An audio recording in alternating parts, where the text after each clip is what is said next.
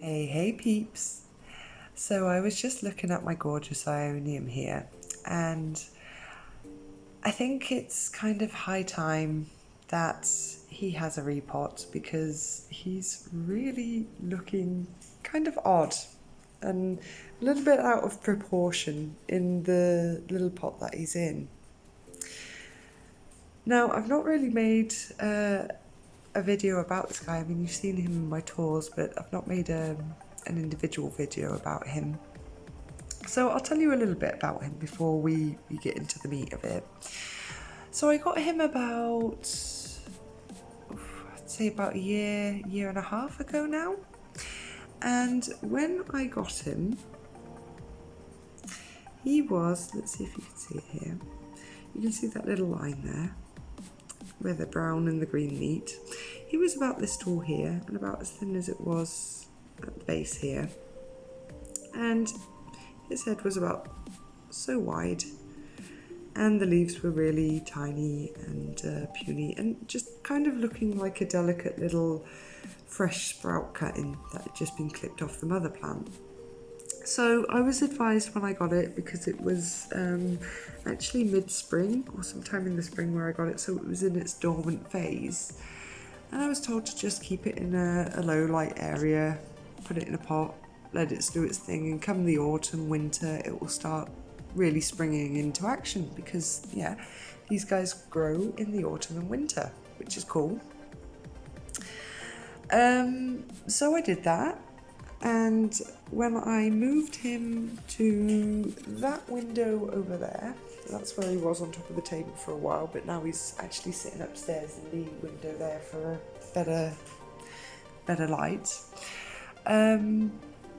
He just completely went bonkers growing and just sprung into action, and you can see the larger it's grown, the thicker the stem has gotten. I don't know if you can see that difference there, but see, it starts really thick there and it gets really thin at the bottom, so it really is looking a bit odd. So I also noticed that it was drying out really fast, so I think the root mass has really taken over this little pot here. So yeah, I don't have a replacement terracotta pot, but I do have a little plastic pot here with some chunky mix in there, so I think that'll be fine. And I've got a nice little cash pot over here to put them in. So we're just going to whip him out, have a look at his roots, and see if I'm doing anything majorly wrong. But by the looks of it, it looks like I'm nailing it with this guy at the moment. For a little cut-in and about a year or a little over a year's growth, I think he's done really well. I mean, I've never owned an Aeonium before, so this guy is my first one.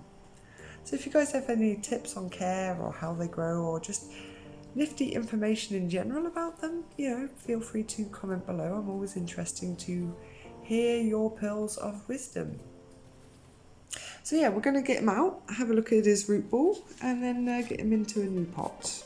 And then maybe we'll cover some basic care instructions as well. So because it's in a terracotta pot, not a plastic pot at the moment, it's really in there well. So I'm having to use a knife to pry it away from the sides and kind of loosen it from the pot, so I can get it out relatively stress-free in ways of damage to the roots. Obviously, if you've got a plastic pot, you can just give it a little bit of a squeeze and a push and out it comes. But with stone pots or terracotta pots, you generally have to use something like a knife or something to pry it away from the sides. So that's how I'm doing that. Okay, so the root ball looks really quite impressive and healthy. And as I suspected, it was kind of just taking up the top section of the pot. So I think not only was that pot a little bit too small, but it was also a little bit too deep. So I think this depth is going to be, width and depth is going to be much more ideal for this guy. So we're just going to pop him in there, and I'll let you see what he looks like.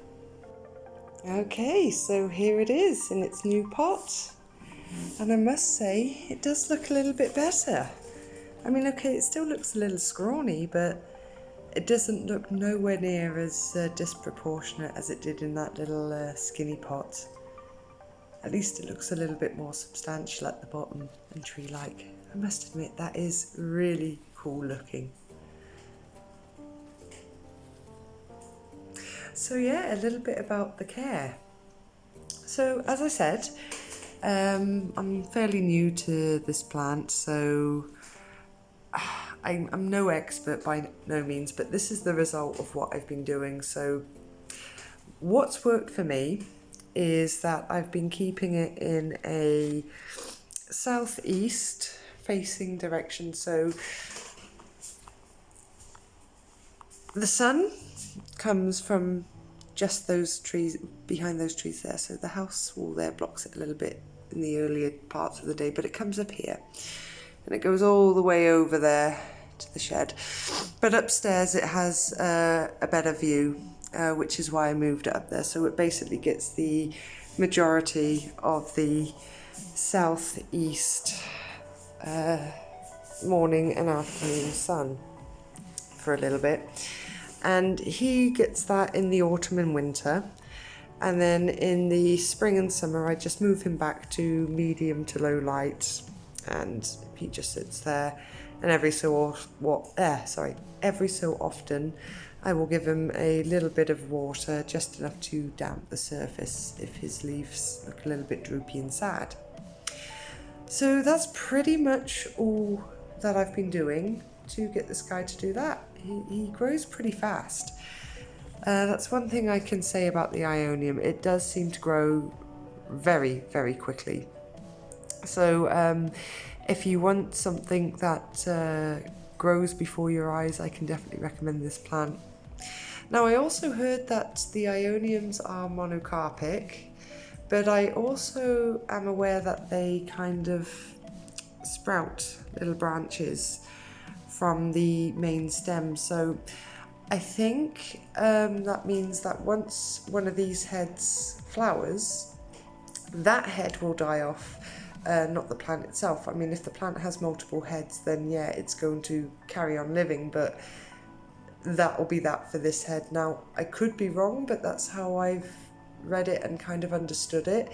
So if I am wrong there, please feel free to correct me. I'm always eager to learn. But yeah, that's pretty much my knowledge and care instructions and how to repot an Aeonium. So I think I'll wrap the video up there. Anyway, peeps, thanks for watching. As always, it's much appreciated. Much love, and I will see you in the next video. Bye-bye.